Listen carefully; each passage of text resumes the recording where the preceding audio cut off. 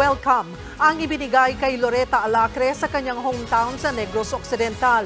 Siya ang ika-4 na Pilipinong nasawi sa giyera sa Israel.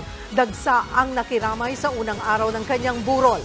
Sa frontline ng balitang yan, si Rainiel Pawid. Bumuhos ang emosyon ng 7 kapatid ni Loretta Alacre sa pag-uwi ng kanyang mga labi sa Cadiz City, Negros Occidental kahapon. Nasawi si Loretta matapos pagbabarilin ng grupong Hamas habang pauwi sa kanyang bahay sa Tel Aviv sa Israel. Pagkalabas ng punerarya, isang hero's welcome ang sumalubong kay Loretta ngayong araw. Mula sa poblasyon sa Cadiz City, isang caravan ang naghatid sa kanyang mga labi pauwi sa kanilang bahay sa barangay Cadiz Viejo. Bilang pagkilala sa kanyang sakripisyo na ibinigay hindi lamang sa kanyang pamilya, kundi ang kadakilaan na rin bilang isang OFW. Napagdesisyonan naman ng pamilya Alacre na isagad ng 10 araw ang burol ni Loretta. Gusto po namin makasama yung kapatid namin kasi huling pagkikita na lang din namin sa kanya.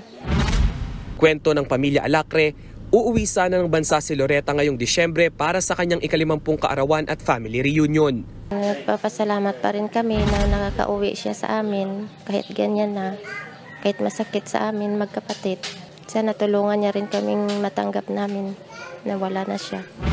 Magkakaroon naman ng special arrangement ang Overseas Workers Welfare Administration para sa scholarship grant na ibibigay sa 4 na pamangkin na pinag-aaral ni Loretta.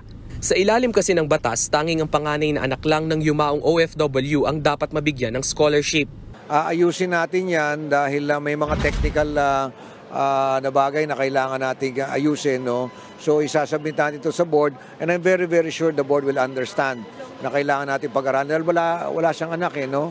Oo, so yung kanyang talagang inaalagaan, itutuloy natin yung pangangalaga.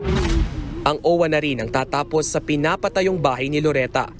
Kasamang namatay ni Loretta ang 2 kaibigang Chinese at nobyong Chinese din.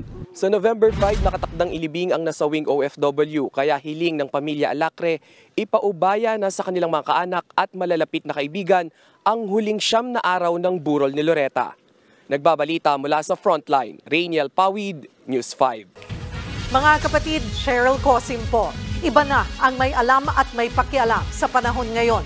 Para sa tuloy-tuloy na balitaan sa Frontline, mag-follow at mag-subscribe sa social media pages ng News 5.